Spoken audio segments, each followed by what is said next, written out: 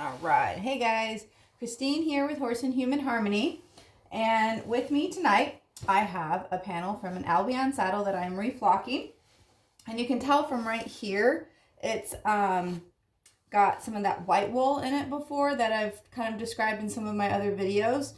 So, like I've mentioned before, I've gone to courses that have taught both how to flock with the white wool, as well as courses that have taught how to flock with the Jacobs wool. And having seen both methods, I prefer the Jacobs wool.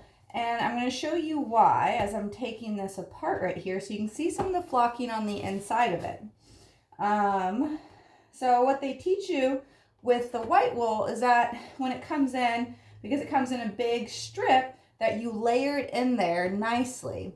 Fortunately, I have a master's degree in engineering, and you can see that once we take this apart, it doesn't quite work out that way.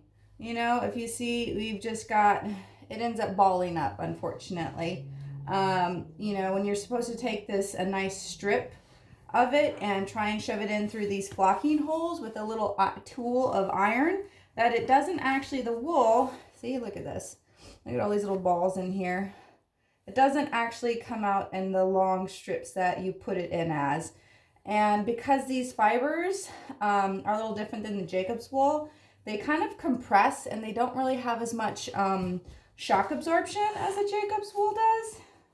And that's the one, and like I said, and having worked with both, this is why I end up liking, see, there's nothing that layered in here. It just all got very hard and balled up. See, it's supposed to be, like I said, it's supposed to go in layers and be, see, that's how it should have. This is how, when it comes in, this is about the size strip you get. So what they do is they put it in through here, but when they shove it in, it ends up accordioning in like this, and that's how you get that. So yeah, I just kind of wanted to, and unfortunately none of these compress very well once they get balled up like that. You can see there's not a lot of, I'm squishing it, there's not a lot of give right there, unfortunately. So this is why it's not quite as soft as the Jacobs wool, and this is why I don't like using it. So, yeah, so just, very cool. All right, well, that about probably wraps it up. Like I said, I'll reflock this saddle, and I'll put some of my Jacobs wool in here. And if you want to see, here's my big box of it. See, you see how this is all nice and fluffy.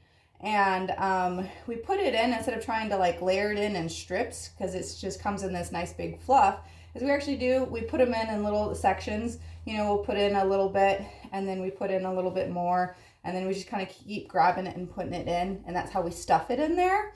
So even on saddles that have been there, you know, for a while, you can see like these fibers are a lot different than, say, these fibers.